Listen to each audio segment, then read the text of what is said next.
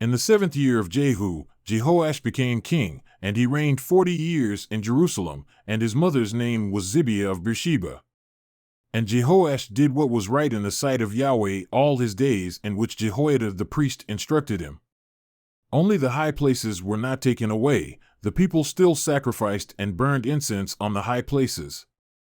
Then Jehoash said to the priests, "All the money of the sacred things which is brought into the house of Yahweh, both the money for each numbered man, the money from each person's assessment in the census, and all the money which any man's heart prompts him to bring into the house of Yahweh, let the priests take it for themselves, each from his acquaintance, and they shall repair the damages of the house wherever any damage may be found."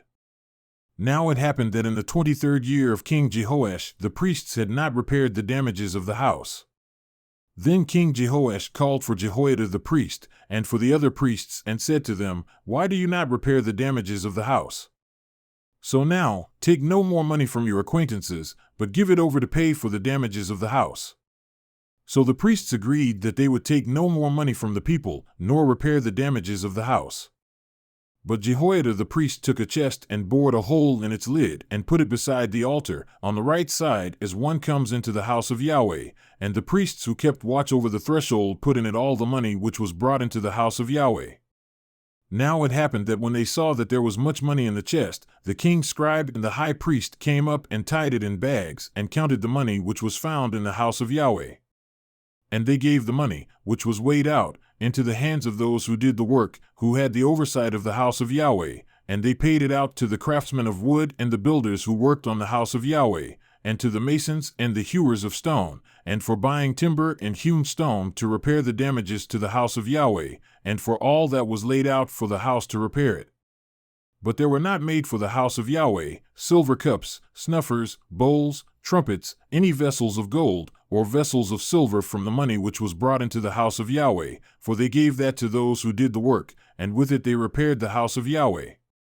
Moreover, they did not require an accounting from the men into whose hand they paid the money in order to pay those who did the work, for they were doing it faithfully.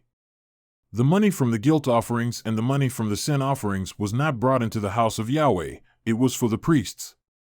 Then Hazael king of Aram went up and fought against Gath and captured it, and Hazael set his face to go up to Jerusalem. And Jehoash king of Judah took all the holy things that Jehoshaphat and Jehoram and Ahaziah, his fathers, kings of Judah, had set apart as holy, and his own holy things, and all the gold that was found among the treasuries of the house of Yahweh and of the king's house, and sent them to Hazael king of Aram. Then he went away from Jerusalem. Now the rest of the acts of Joash and all that he did, are they not written in the book of the Chronicles of the kings of Judah? And his servants arose and made a conspiracy and struck down Joash at the house of Millo as he was going down to Silla.